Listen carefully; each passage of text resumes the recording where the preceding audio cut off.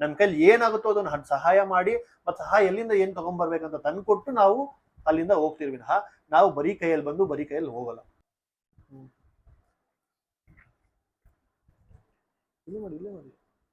ಸ್ನೇಹಿತರೆ ನಮಸ್ತೆ, ನಾನು ಗಜಾನಂದ್. ಏನಪ್ಪ ನಾನು ಮತ್ತೆ ಅಸೋಸಿಯೇಷನ್ ಹತ್ರ ಬಂದಿದ್ದೆ. ಲಾಸ್ಟ್ ಟೈಮ್ ನೀವು ವಿಡಿಯೋ ನೋಡಿದ್ದೀರಾ, ಅದಕ್ಕೆ ತುಂಬಾ ರೆಸ್ಪಾನ್ಸ್ ಚೆನ್ನಾಗಿ ಬಂದಿದೆ.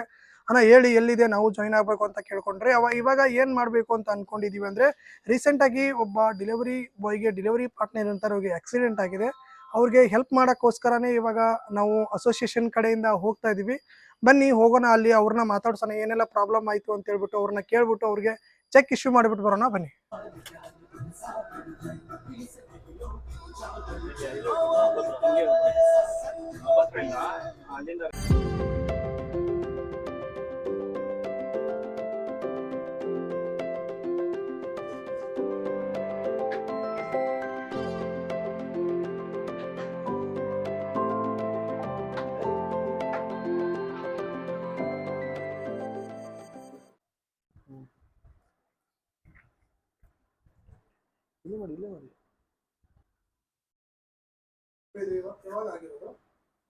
ಇದು ಆಯ್ತು 1 ಮಂತ್ ಆಗಿದೆ. ಡಾಕ್ಟರ್ ಇದು ಸ್ಕ್ಯಾನಿಂಗ್ ಮಾಡಿದೆ, ಸಿಟಿ ಸ್ಕ್ಯಾನಿಂಗ್ ಮಾಡಿದೆ. ಅದ್ನಲ್ಲಿ ಇದು ನೀ ಇದೆಯಲ್ಲ, ಅದು ಒಳಗಡೆ ಅಲೈನ್ಮೆಂಟ್ ಡ್ಯಾಮೇಜ್ ಇದೆ ಅಂತ, ಬ್ರೋಕನ್ ಆಗಿದ್ದು. ಇದು ಪಟ್ಟಿ ಹಾಕಿದ್ದೆ. ಡಾಕ್ಟರ್ ಸಂತೋಷ್ ಹಾಸ್ಪಿಟಲ್ ಇದೆಯಲ್ಲ, ಅಲ್ಲಿ ನಾನು ತೋರಿಸಿದ್ದೆ. ಇದು ಅಲ್ಲಿ ಎಕ್ಸ್ರಾ ಎಲ್ಲಾರ್ದು ತೋರಿಸ್ಬಿಟ್ಟು ಅವ್ರು ಇದು ಪಟ್ಟಿ ಹಾಕಿರೋದು, ಮೆಶ್ ಹಾಕಿದ್ದಾರೆ. ಇದು 3 ಮಂತ್ ಬೆಡ್ ರೆಸ್ಟ್ ತಗೊಂಡಿದ್ದು, 3 ಮಂತ್. ಇದು ನಾನು ರೂಟ್ ನಲ್ಲಿ ಇದೆ, ಕೆಲಸ ಮಾಡ್ತಾ ಇದ್ದಾರೆ.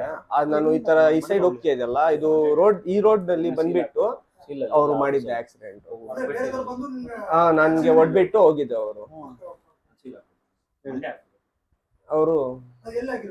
ಅದು ರಾಮಮೂರ್ತಿ ನಗರ NRI ಹೋಟೆಲ್ ಹಾಕಿದ್ರು.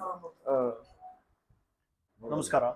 ಸೊ ನಾವು ಹೇಳ್ದಂಗೆ ಲಾಸ್ಟ್ ಟೈಮು ತುಂಬಾ ಡೆಲಿವರಿ ಎಕ್ಸಿಕ್ಯೂಟಿವ್ಸು ಆಕ್ಸಿಡೆಂಟ್ಸ್ಗಳು ಆಗ್ತಾ ಇದ್ದಾರೆ, ಇನ್ನೊಂದುಗಳು ಆಗ್ತಾ ಇದ್ದಾರೆ. ಆದರೆ ಕಂಪ್ನಿಗಳ ಕಡೆಯಿಂದ ಯಾವುದೇ ಥರ ಅವ್ರಗಳಿಗೆ ಅನುಕೂಲ ಆಗ್ತಾ ಇಲ್ಲ. ಸೊ ನಮಗೆ ಇವತ್ತು ಒಬ್ಬ ನಾವು ಡೆಲಿವರಿ ಎಕ್ಸಿಕ್ಯೂಟಿವ್ ಈ ಥರ ಆಕ್ಸಿಡೆಂಟಲ್ಲಿ ಆಕ್ಸಿಡೆಂಟ್ ಆಗಿದೆ. ಅವ್ನ ಕಾಲೇ ಮುರಿದೋಗಿದೆ. ಆದರೂ ಕೂಡ ಯಾವುದೇ ಕಂಪ್ನಿಗಳಿಂದ ಅವನಿಗೆ ಅನುಕೂಲ ಆಗಿಲ್ಲ, ಸಹಾಯ ಆಗಿಲ್ಲ. ಸೊ ಅದಕ್ಕೋಸ್ಕರ ಇವತ್ತು ನಾವು ಅಸೋಸಿಯೇಷನ್ ಕಡೆಯಿಂದ ಬಂದು ನಮ್ಮ ಕೈಲಿ ಎಷ್ಟಾಗುತ್ತೋ ಆ ಸಹಾಯ ಅವನಿಗೆ ಮಾಡಿ, ಅದು ಒಂದು ಮೆಡಿಸಿನ್ ಆಗಿರ್ಬೋದು ಅಥವಾ ಬೇರೆ ಏನೋ ಒಂದಕ್ಕೆ ಆರ್ಥಿಕವಾಗಿ ಸ್ವಲ್ಪ ಅವ್ರಿಗೆ ಹೆಲ್ಪ್ ಆಗಲಿ ಅನ್ನೋದಕ್ಕೆ ನಾವು ಅಸೋಸಿಯೇಷನ್ ಕಡೆಯಿಂದ ಬಂದು ಇವತ್ತು ಅವ್ರಿಗೆ ನಾವು ಚೆಕ್ ಕೊಡ್ಬೇಕಂತ ನಾವು ಇವತ್ತು ಡಿಸೈಡ್ ಮಾಡಿ ಅಸೋಸಿಯೇಷನ್ ಕಡೆಯಿಂದ ನಾವು ಚೆಕ್ ಕೊಡ್ತಾ ಇದ್ದೀವಿ ಹುಡುಗನಿಗೋಸ್ಕರ. ಸೊ ಮೇನು ಏನಂತಂದರೆ, ಡ್ರೈವಿಂಗು ಯಾಕೆ ಈ ಥರ ಆಕ್ಸಿಡೆಂಟ್ಗಳು ಅದು ಇದು ಆಗೋದು ಮೇಜರ್ ಇಶ್ಯೂ ಅಂದರೆ, ನಾನು ಲಾಸ್ಟ್ ಟೈಮ್ ಹೇಳ್ದಂಗೆ, so target deliveries, speed deliveries, so ಈ ಥರ ಆದಾಗ ನೋಡಿ ಇವನಿಗೂ ಇಶ್ಯೂ ಆಗಿದೆ.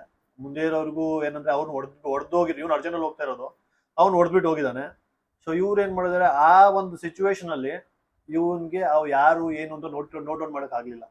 ಅದಕ್ಕೋಸ್ಕರ ಅಲ್ಲಿಂದ ಇವನ್ಗೆ ಏನು ಮಾಡೋದು, ಜನ ಕರ್ಕೊಂಡೋಗಿ ಹಾಸ್ಪಿಟಲ್ ಸೇರಿಸಿದ್ರು. ಹೊಡೆದವನು ಒಂದು ಚೂರು ಕೇರ್ ಇಲ್ದಂಗೆ ಅವ್ನ ಪಾಡಿಗೆ ಅವ್ನ ಮನೆಗೆ ಹೋಗ್ಬಿಟ್ಟ.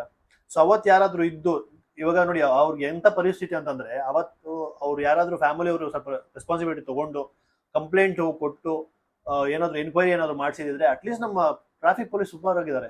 ನಮ್ಮ ಬೆಂಗಳೂರಲ್ಲಿ ಟ್ರಾಫಿಕ್ ಪೊಲೀಸಲ್ಲಿ ತುಂಬ ಚೆನ್ನಾಗಿದ್ದಾರೆ. ಕಂಪ್ಲೇಂಟ್ ಕೊಟ್ಟಿದ್ರೆ ಯಾರು ಏನು ಅಂತ ಇದು ಮಾಡಿ ಅಟ್ಲೀಸ್ಟ್ ಒಂದು ಕಾಂಪನ್ಸೇಷನ್ ಆದರೂ ನಾವು ಅಸೋಸಿಯೇಷನ್ ನಾವೇ ಓಡಾಡ್ತಾ ಇದ್ವಿ. ತಂದೆ ತಾಯಿ ಏನು ಮಾಡ್ಬೇಕಂದ್ರೆ, ಈ ಥರ ನನ್ನ ಮಗನಿಗೆ ಇಶ್ಯೂ ಆಗಿದೆ, ಈ ಥರ ಆಕ್ಸಿಡೆಂಟ್ ಆಗಿದೆ, ಕಾಲು ಮುರಿದೋಗಿದೆ, ನಾವು ಒಂದು ಕಂಪ್ಲೇಂಟ್ ಕೊಡ್ಬೇಕಂತ ತಂದೆ ತಾಯಿ ಆದವರು ಅಥವಾ ರಿಲೇಟಿವ್ಸ್ ಅಥವಾ ಫ್ರೆಂಡ್ಸ್ ಯಾರಾದರೂ ಒಂದು ರೆಸ್ಪಾನ್ಸಿಬಿಲಿಟಿ ತಗೊಂಡು ಕಂಪ್ಲೇಂಟ್ ಕೊಟ್ಟರು ಅಂದರೆ ಮತ್ತೆ ಅವ್ರ ಅದರಲ್ಲಿ ಓಡಾಡೋ ನೆಸೆಸಿಟಿ ಇಲ್ಲ. ಅದು ನಮಗೆ ಇನ್ಫಾರ್ಮ್ ಮಾಡಿಬಿಟ್ರೆ ಆ ಕಂಪ್ಲೇಂಟ್ ಇಂದ ಹಿಡಿದು ಅದು ಯಾರು ಆಕ್ಸಿಡೆಂಟ್ ಮಾಡಿದಾರೆ ಅವ್ರದ್ದು ಕೇಸ್ ಹ್ಯಾಂಡಲ್ ಮಾಡೋದ್ರಿಂದ ಹಿಡಿದು ನಾವೇ ಅಸೋಸಿಯೇಷನ್ ಕಡೆಯಿಂದ ನೋಡ್ಕೋತೀವಿ. ಆಮೇಲೆ ಅದೇ ತರ ಆ ಹುಡುಗನಿಗೆ ಏನು ಸಿಗ್ಬೇಕು, ಅವ್ನಿಗೆ ಒಂದು ಇವಾಗ ನೋಡಿ ಅವ್ನು ಎಕ್ಸ್ಟ್ರಾ ಅವ್ನು ಆಕ್ಸಿಡೆಂಟ್ ಮಾಡಿರೋನು ಕೂಡ ಏನಾದ್ರು ಬಡವಾಗಿದೆ, ತಲೆನೋವಿಲ್ಲ ನಮ್ಗೆ. ನಾನು ಹೇಳೋದೇನಂದ್ರೆ, at least insurance, third party insurance ಇರುತ್ತೆ, ಮೆಡಿಕಲ್ ಕ್ಲೈಮ್ ಮಾಡ್ಕೋಬಹುದು, ಅದು ಅವ್ರು ಕ್ಲೈಮ್ ಮಾಡ್ಕೊಳ್ಳೋದಕ್ಕೆ ಅನುಕೂಲ ಆಗ್ತದೆ. ಸೊ ಈ ತರ ಸಿಚುವೇಶನ್ಗಳಲ್ಲಿ ಏನಂದ್ರೆ ನಾವು ಅಸೋಸಿಯೇಷನ್ ಅವ್ರ ಮುಂದೆ ನಿಂತು ನಾವು ಪ್ರತಿಯೊಂದು ಹೆಲ್ಪ್ ಮಾಡಿ ಆಮೇಲೆ ಕಂಪನ್ಸೇಷನ್ ಕೊಟ್ಟು, ಇವಾಗ ನೋಡಿ ಇವಾಗ ಕಾಲ್ ಮುರ್ಕೊಂಡು ಇವಾಗ ಆಲ್ಮೋಸ್ಟ್ ಎಷ್ಟು ದಿವಸ ಆಯ್ತಪ್ಪ ನೀನು ಕಾಲ್ ಮುರ್ಕೊಂಡು? 1 ಮಂತ್ ಆಗಿದೆ. 1 ಮಂತ್ ಆಗಿದೆ. ನೀವು ಎಷ್ಟು ಜನ ಇದ್ದಾರೆ ಮನೇಲಿ ಕೆಲಸ ಮಾಡುವಂತವ್ರು? ನಾನು ಒಬ್ಬನೇ. ನೋಡಿ ಈ ತರ ಪರಿಸ್ಥಿತಿಯಲ್ಲಿ ಒಬ್ಬನೇ ಇದ್ದಾನೆ, 1 ತಿಂಗಳಿಂದ ರೆಸ್ಟ್ ಅಲ್ಲಿ ಇದ್ದಾನೆ.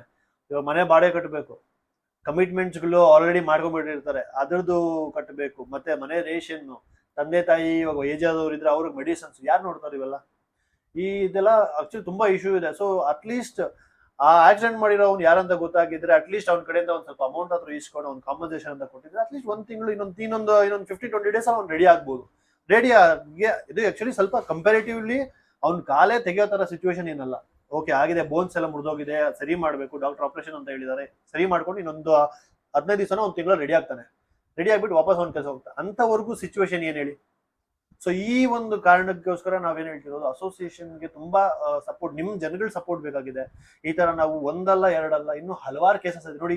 ನಾವು ಬಂದು ಇವತ್ತು ಇವ್ನಿಗೆ ಹೆಲ್ಪ್ ಮಾಡಕ್ ಕಾರಣ ಅಂತ ಅಂದ್ರೆ, ಇವತ್ತು ನೋಡಿ ನಮ್ಮ ಇಲ್ಲಿ ನದೀಮನ್ ಹುಡುಗ ಇದ್ದಾನೆ, ಇವನು ಇಲ್ಲಿ ನಮ್ಮ ಕಂಪ್ಲೀಟ್ ಬೆಂಗಳೂರು ಸಿಟಿಯಲ್ಲಿ ಡೆಲಿವರಿ ಎಕ್ಸಿಕ್ಯೂಟಿವ್ಸ್ ಎಲ್ಲ ಮೇನ್ ನೋಡ್ಕೋತಾನೆ. ಅವನು ಒಂದು ಮುಖಾಂತರ ನಮ್ಗೆ ಏನಾಯ್ತು ಗೊತ್ತಾಯ್ತು, ಈ ತರ ಆಕ್ಸಿಡೆಂಟ್ ಆಗಿದೆ, ಈ ತರ ಹೋಗ್ಬೇಕು, ಅವ್ರಿಗೆ ಏನಾದ್ರು ಒಂದು ಮಾಡ್ಬೇಕು ಅಂತ ಗೊತ್ತಾಯ್ತು, ನಾವು ಬಂದ್ರಿ. ಈ ತರ ನಮ್ಗೆ ತಿಳುವಳಿಕೆ ಗೊತ್ತಾದ್ರೆ ನಾವು ಒಬ್ಬರಿಗೆ ಹೆಲ್ಪ್ ಮಾಡಕ್ಕೆ ಪಾಸಿಬಿಲಿಟಿ ಇದೆ. ನಮ್ಗೆ ತಿಳುವಳಿಕೆನೆ ಗೊತ್ತಾಗಿಲ್ಲ ಸರ್, ನೀವು ನಮ್ಗದಾಗ ಬಂದಿಲ್ಲ ಅಂತಂದ್ರೆ ನಮ್ಗೆ ಆಕ್ಚುಲಿ ಅದ್ರ ಬಗ್ಗೆ ಗೊತ್ತೇ ಇರಲ್ಲ, ಇನ್ಫಾರ್ಮೇಶನ್ ಇರಲ್ಲ. ಸೊ ಅದಕ್ಕೆ ನಾನು ಏನ್ ನಿಮ್ಮಲ್ಲೆಲ್ಲ ಮನವಿ ಮಾಡ್ತೀನಿ ಅಂತಂದ್ರೆ, ಅಸೋಸಿಯೇಷನ್ ನಿಮ್ಗೋಸ್ಕರ ಒಂದು ಅಸೋಸಿಯೇಷನ್ ಇದೆ, ಡೆಲಿವರಿ ಬಾಯ್ಸ್ ವೆಲ್ಫೇರ್ ಅಸೋಸಿಯೇಷನ್. ಅದಕ್ಕೆ ನೀವೆಲ್ಲ ಒಂದು ಮೆಂಬರ್ಶಿಪ್ ತಗೊಂಡು ನೀವು ಒಂದು ಎನ್ರೋಲ್ ಆಗಿ, ನಾಳೆ ಸಹ ಈ ತರ ನಿಮ್ಗೂ ಏನಾದ್ರು ಪ್ರಾಬ್ಲಮ್ ಆಯ್ತು ಅಂತಂದ್ರೆ ನಮ್ಗೆ ಇನ್ಫಾರ್ಮ್ ಮಾಡಿ, ನಮ್ಗೆ ಕಾಂಟ್ಯಾಕ್ಟ್ ಮಾಡಿ. ನೋಡಿ ನಾವು ಅದ್ ಮಾಡ್ತೀವಿ ಇದ್ ಮಾಡ್ತೀವಿ ಅಂತ ಹೇಳಲ್ಲ, ನಮ್ ಕೈಲಿ ಆಗಿದ್ ಸಹಾಯ ಅಟ್ಲೀಸ್ಟ್ ನಾವು ಬಂದು ಸುಮ್ನೆ ಅನ್ಅಟೆಂಡೆಡ್ ಅಂತೂ ಬಿಡಲ್ಲ. ನಾವು ಬಂದು ನಿಮ್ ನೋಡಿ ನಮ್ ಕೈಲಿ ಏನಾಗುತ್ತೋ ಅದನ್ನ ಸಹಾಯ ಮಾಡಿ, ಮತ್ತೆ ಸಹಾಯ ಎಲ್ಲಿಂದ ಏನ್ ತಗೊಂಡ್ಬರ್ಬೇಕಂತ ತಂದ್ಕೊಟ್ಟು ನಾವು ಅಲ್ಲಿಂದ ಹೋಗ್ತಿರ್ವಿ ವಿನಃ ನಾವು ಬರೀ ಕೈಯಲ್ಲಿ ಬಂದು ಬರೀ ಕೈಯಲ್ಲಿ ಹೋಗಲ್ಲ. ನಮ್ ಶಕ್ತಿ ಮೀರಿ ನಾವು ಕೆಲಸ ಮಾಡ್ತೀರಿ. ಬಟ್ ನಾವು ಇನ್ನೂ ಜನಗಳಲ್ಲಿ ಕೇಳೋದೇನು ಅಂತಂದ್ರೆ, ಈ ತರ ತುಂಬಾ ಡೆಲಿವರಿ ಎಕ್ಸಿಕ್ಯೂಟಿವ್ಸ್ ತುಂಬಾ ಪ್ರಾಬ್ಲಮ್ಗಳಲ್ಲಿ ಫೇಸ್ ಮಾಡೋಂಥವ್ರು ಇದ್ದಾರೆ. ನಮ್ಗೆ ಆದಷ್ಟು ನಿಮ್ಮ ಆರ್ಥಿಕ ಸಹಾಯ ಬೇಕು. ಸ್ವಲ್ಪ ನಿಮ್ಮ ಡೋನರ್ಸ್ ಆಗಲಿ, ಯಾರಾದರೂ ಇರಲಿ, ನಿಮ್ಗೆ ಒಂದು ಕಾಳಜಿ ಇತ್ತು ಅಂತಂದ್ರೆ ಡೆಲಿವರಿ ಬಾಯ್ಸ್ ವೆಲ್ಫೇರ್ ಅಸೋಸಿಯೇಷನ್ ನೀವು ಸಹಾಯ ಮಾಡಿ. ಆದಷ್ಟು ಪ್ಯಾನ್ ಇಂಡಿಯಾ ನಾವು ಒಂದು ಡೆಲಿವರಿ ಎಕ್ಸಿಕ್ಯೂಟಿವ್ಸ್ಗೆ ತುಂಬಾ ಸಹಾಯ ಮಾಡ್ಬೇಕಂತ ಇದ್ದೀರಿ. ಅದಕ್ಕೆ ನೀವು ಒಂದು ಕೈ ಜೋಡಿಸ್ದಂಗೆ ಇರುತ್ತೆ. ಈ ಈ ಸಮಯದಲ್ಲಿ ನಾನು ಇದಕ್ಕಿಂತ ಜಾಸ್ತಿ ಏನು ಮಾತಾಡಕ್ಕೆ ಇಷ್ಟಪಡಲ್ಲ, ಯಾಕಂದ್ರೆ ಹುಡುಗ ಆಲ್ರೆಡಿ ಒಂದು ಇದರಲ್ಲಿದ್ದಾನೆ. ಅವ್ನು ಒಂದು ಮೆಂಟಲ್ ಟ್ರೋಮಾ ಅಂತಾನು ಇರುತ್ತೆ, ಯಾಕಂದ್ರೆ 1 ತಿಂಗಳಿಂದ ಕೆಲಸ ಹೋಗಿಲ್ಲ, ಏನ್ ಮಾಡೋದು ಅನ್ನೋದು ಒಂದು ಮೆಂಟಲ್ ಟ್ರೋಮಾ ಇರುತ್ತೆ. ಸೊ ನಾವು ನಮ್ಗೆ ಆದಷ್ಟು ಮಾತಾಡಿ ನಾವು ವಾಪಸ್ ಅವ್ನು ಯಾವ ತರ ರಿಟೈನ್ ಮಾಡ್ಕೋಬೇಕು ಅನ್ನೋದು ನಾವು ಪ್ಲಾನ್ ಮಾಡ್ಕೊತೀವಿ. ಸೊ ಧನ್ಯವಾದ, ಥ್ಯಾಂಕ್ ಯು. ಸರಿ ಈ ಕಡೆ ಬಾಪ, ಕೂತ್ಕೋಬೇಕು, ನೀನು ನಿಂತ್ಕೊಳ್ಳೋಕೆ ಹೋಗ್ಬೇಕು.